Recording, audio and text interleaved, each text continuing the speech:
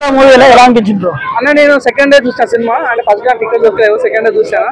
So cinema అయితే ఏం చెప్తాను, ఫస్ట్ హాఫ్ ఉంటుంది భయ్యా కూత ర్యాంప్ అన్నం లేస్తాం కూర నేను చూసా దేవరా మాదాపూర్ కొండాపూర్ సినిమాతో అందరికీ సంపేసం భాయ్ జాన్వీ కపూర్ అని చెప్పొచ్చు.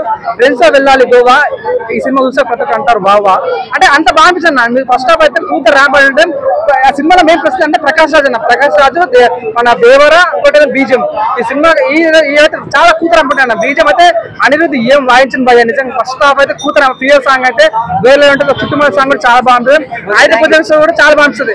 దావుద్ సాంగ్ లేదు కదా మీరు డిసప్పాయింట్ అయినా అయితే దావుద సాంగ్ కోసమే సినిమాకి వెళ్ళాలని ఫీలింగ్ వచ్చింది. కానీ లోపలికి వెళ్ళిన తర్వాత దావుద సాంగ్ కట్ చేయాలి కానీ సెకండ్ హాఫ్ కొద్దిగా లాగ్ అని పెట్టాలి కానీ కొద్దిగా డిసప్పాయింట్ అనిపించింది. అంటే నాకు అనిపించింది బాహుబలి ట్విస్ట్ సినిమాలో పెట్టా సేమ్ ఏంటంటే కట్టపల్లాక పొడుచుడు పొడిచింది ఎవరు ఎందుకు పొడిచారు అనేది పాయింట్ అన్నమాట. సో దాన్ని మళ్ళీ పార్ట్ 2 పెడుతున్నారు, మరి ఎందుకు పెడుతున్నారు నాకు అర్థం కానీ. సో ఎనీమైనా ఫస్ట్ హాఫ్ ఉంటా భయ్యా కూత ర్యాంప్ రఫ్ ఆడిస్తాడు.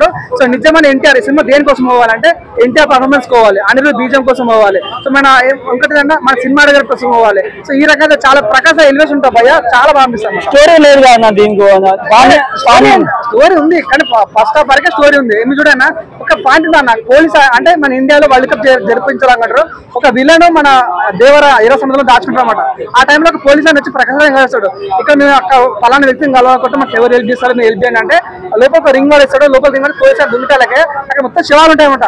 అంటే నదిలో శివాలు ఉంటే ఆ ఎలివేషన్ ఉంటా భయ ఆ సీన్ అయితే నిజంగా ఫ్యూజర్ అయిపోతాయి ప్రతి ఒక్కరికి నిజంగా చాలా బాగా అనిపిస్తున్నా. సో ఎనీవే బాగా చెప్తున్నా. సో అమ్మాయి తింటారు పానీపూరి సినిమాలో ఉంది మంచి స్టోరీ, చింతపండు రసం బ్యాలెన్స్ మిస్ రసం అని చెప్పొచ్చు, చాలా అంటే చాలా బాగుంది. సో ఒక్క ముక్కలో దేవరాన్ని చూడాలని చెప్తారు, ఎన్టీఆర్ పర్ఫార్మెన్స్ కోసం చూడొచ్చు.